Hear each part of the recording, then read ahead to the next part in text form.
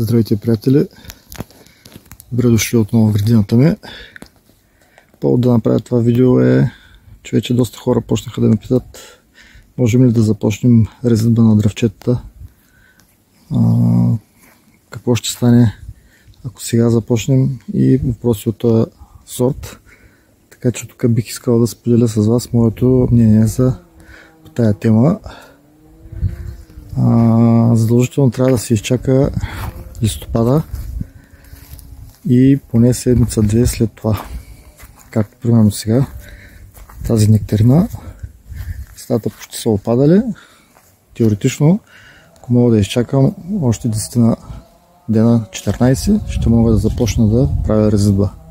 Каква е причината за това? Причината е, че хранителните вещества, които са събрани в листната маса и въобще в короната на дървото, им трябва време да се придвижат към корената система, където се складират през зимата.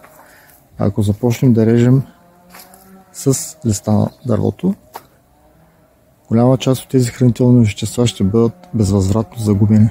Затова трябва задължително да се изчака листопада. Сега съществуват две основни групи хора, които едните са привърженици да започнат резидбата веднага след листопада, други на пролет. И двете групи си имат своите основания, плюсови и минуси. Лично аз бих посъветвал, ако имате възможност да изчакате на пролет, изчакайте.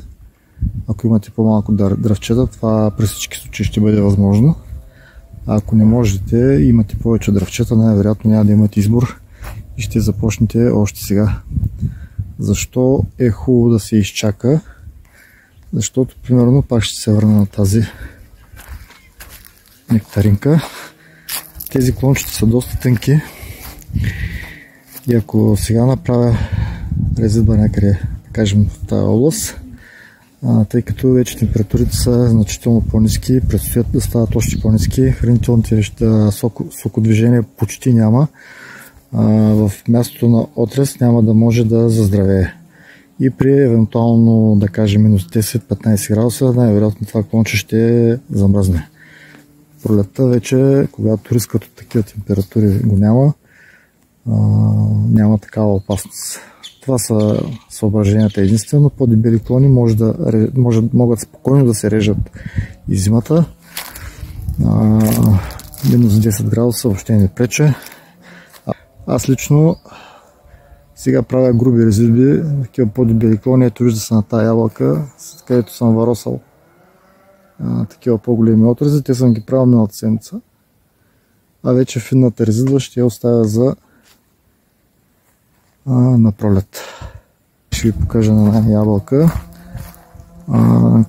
която този клон го отрязах миналата седмица, защото беше почнал да се разболял. По тази причина, иначе тя да изчакам по-нататък след листопада, както казах.